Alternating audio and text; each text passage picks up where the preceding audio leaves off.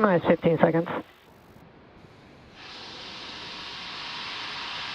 10, 9, 8, 7, 6, 5, 4, 3, 2, 1, 0. Ignition. And liftoff. Go Falcon, go GPS.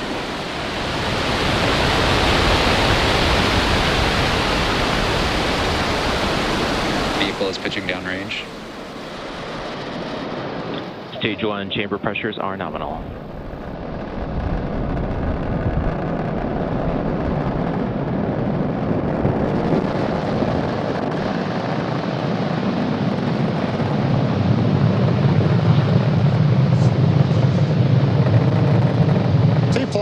T plus 36 seconds. SpaceX launch engineers report nominal conditions on Falcon 9.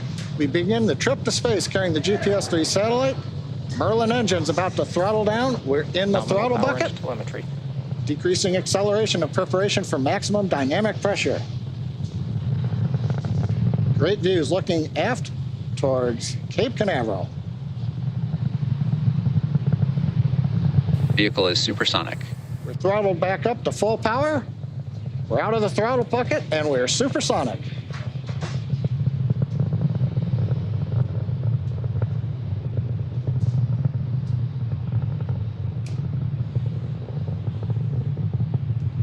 Now from here on, even though velocity is rapidly increasing, the atmospheric density is decreasing. That's resulting on less loads on the Falcon 9. And you've heard the call out, we're through max Q, so the loads are now decreasing on the launch vehicle.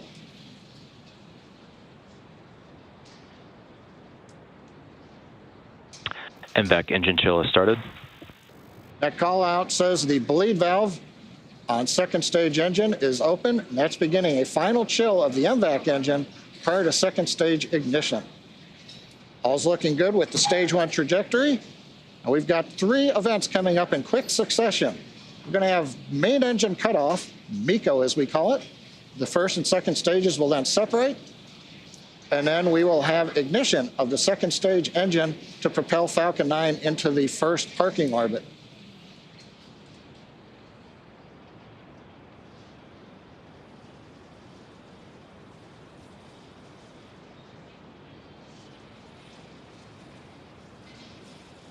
We're beginning to throttle down the first stage engines to hold 4G constant acceleration, coming up on main engine cutoff.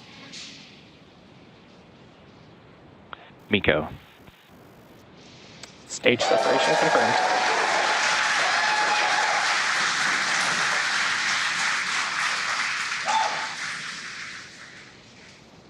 And we've got, as you can hear the cheering in the background, successful stage separation. Second stage is now under power of the single Merlin vacuum engine. You may have noticed some curved pieces of metal come off the end of the nozzle right after ignition. That's normal. These are ground handling tubes. Vehicles are following nominal trajectories. They're not needed in flight. We hear the call out, we're following nominal trajectory. With the left side of your screen, you can see the first stage grid fins. The titanium grid fins have deployed. Coming up next, fairing separation. Acquisition of signal, PoMonkey.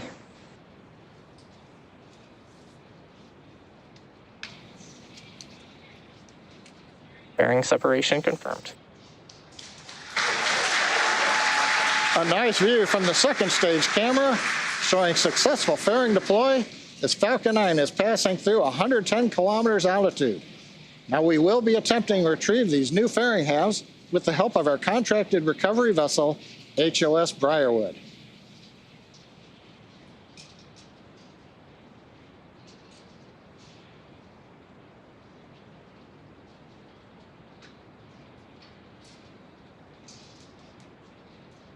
Now currently Falcon 9 second stage heading northeast along the US coast. We are sending telemetry down through the SpaceX Bermuda ground Both station. vehicles continue to follow nominal Now as we trajectories. pass 4 minutes and 20 seconds into flight, all systems are go. Acquisition of signal, Bermuda. As Falcon 9 carries GPS into space.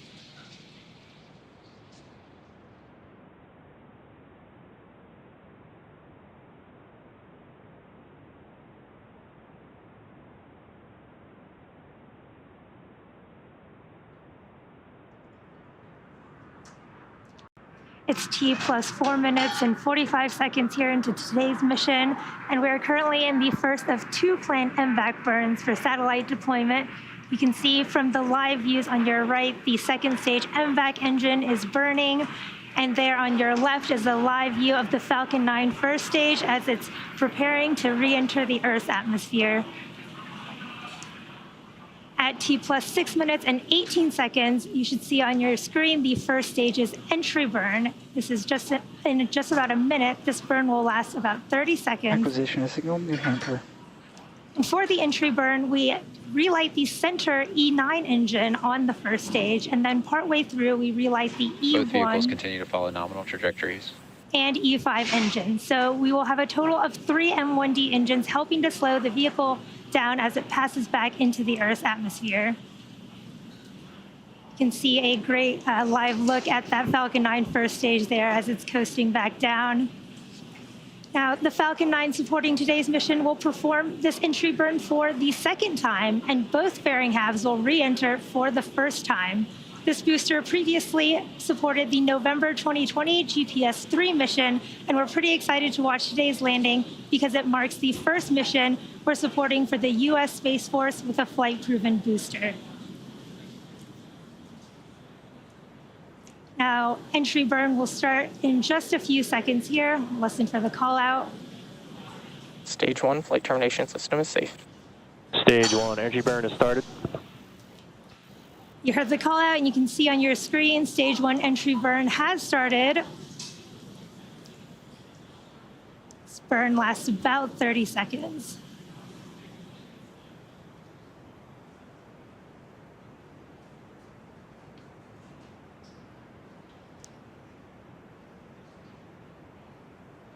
Stage 1 entry burn shut down. We did have a successful stage 1 entry burn there. And now, while Falcon 9 Both vehicles continue to follow nominal trajectories. While Falcon 9 makes its way back to Earth, you may notice that there are different soot markings on the outer covering of the rocket. You can maybe just see them on your screen on the left there. Now, if you've ever wondered how these markings are formed, the soot is generated when the carbon-based rocket-grade kerosene, or RP1, burns. And since our reentry occurs engines first, the booster flies through its own plume, which deposits the soot on the rocket there. Now, coming up next will be our landing burn, which will be at T plus 8 minutes and 7 seconds. This will also last about 30 seconds, and it will hopefully land our first stage on our drone ship. Just read the instructions. Stage 1 is transonic. Off the Atlantic coast. You heard the call out that stage 1 is now transonic. Stage 2 has entered terminal guidance. Now, just 1 second after the start of the landing burn, we will actually have second engine cutoff Stage 2 flight termination system is safe. on the second stage on the right. So both coming up in just a few seconds here. Stage 1 landing burn has started. You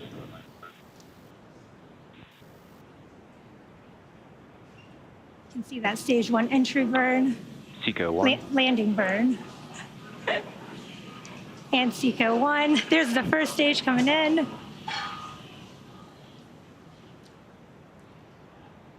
Landing legs now deployed. Nominal parking orbit.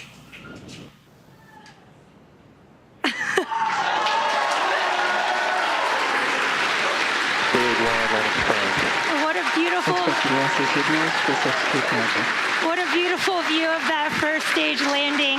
And we did get a confirmation from our second stage of a nominal orbit. You can hear the cheering in the background. Everyone's really excited. We did, again, have a confirmation of a nominal orbital insertion. And of course, we saw that beautiful landing of our Falcon 9 first stage on our drone ship, just to read the instructions. And there you have it. You've just witnessed Falcon 9's 19th landing for this year and SpaceX's 88th overall successful recovery of a first stage. And now at this time, our mission isn't over just yet. The second stage is now embarking on its first coast phase.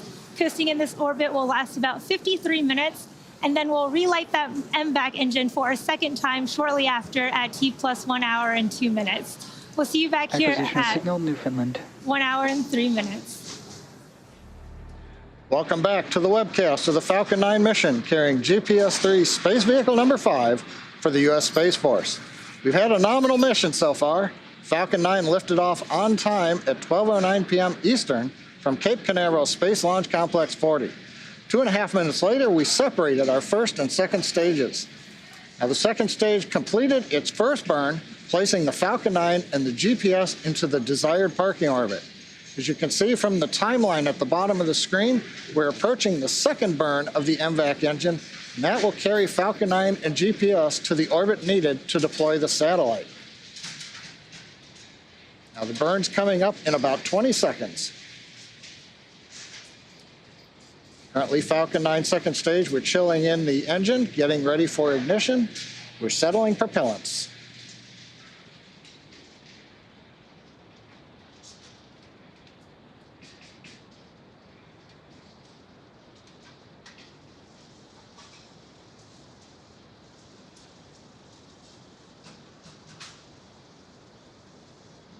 MVAC ignition. And we've got ignition of the second stage engine. Niobium nozzle starting to glow red hot as normal. Now, this burn is planned to last 44 seconds. And during that time, we're going to add 2 kilometers per second to our velocity. You can see the gauge on the bottom right of the screen showing stage 2 is quickly gaining speed. That 2 kilometers per second will equal out to 7,000 kilometers per hour being added to our velocity. And this is going to change the orbit from a 400-kilometer apogee to one with a 20,000-kilometer apogee. Throttling down the engine, preparing for shutdown. MVAC shutdown. Okay, we've got shutdown. We're waiting to hear from the guidance officer.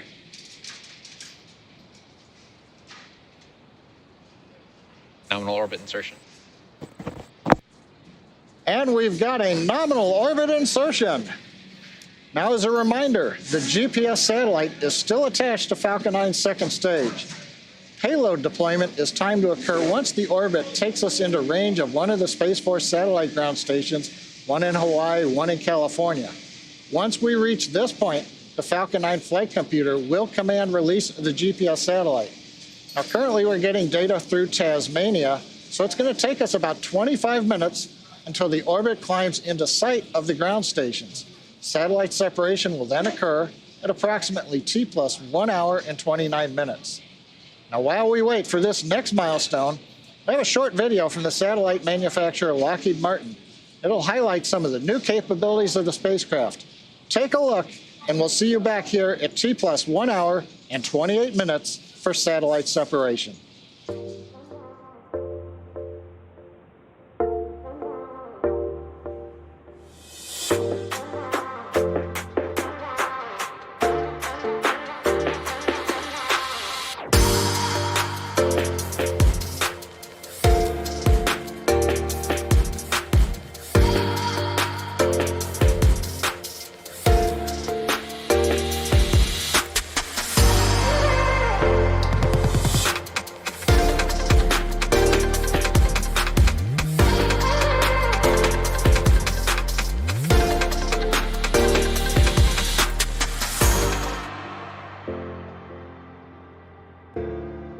Welcome back to our launch coverage for the GPS-3 Space Vehicle 5 mission for the U.S. Space Force.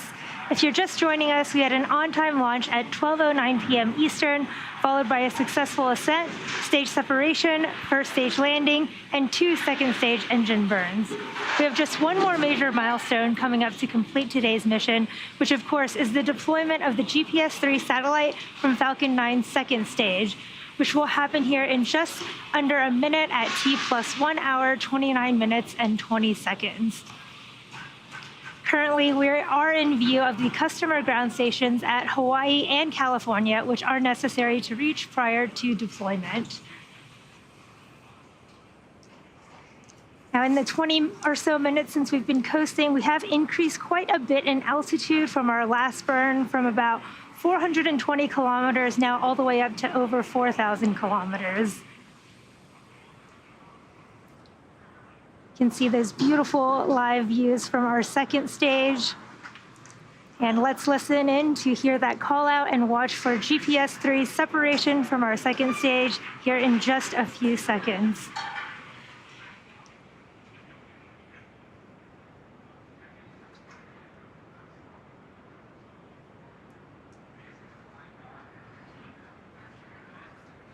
Payload separation confirmed. You can see in that beautiful video and heard the confirmation that we did have a successful payload deployment there. And for those watching, you are witnessing a successful deployment of the GPS-3 Space Vehicle 5. And with that successful deployment, that now brings our webcast to a close. Great views from the camera on the second stage of Falcon 9 as we watch GPS-3, number 5, heading away from the vehicle. It's on its way to do its mission. We'd like to thank you. We'd like to thank the U.S. Space Force for entrusting us with today's GPS-3 Space Vehicle 5 mission. SpaceX is one of 2 certified providers for national security space launch missions, and we're proud to be able to offer reliable, cost-effective launch services to the U.S. Space Force. We look forward to supporting the next GPS mission that's targeted for liftoff next year. Also, we send thanks this afternoon to the Space Force's Space Launch Delta 45 for range support. SpaceX will be observing Juneteenth this weekend, a historic holiday that commemorates the emancipation of those who had been enslaved in the United States. And we would also like to wish all the dads out there a happy Father's Day. Thanks for tuning in and have a great weekend.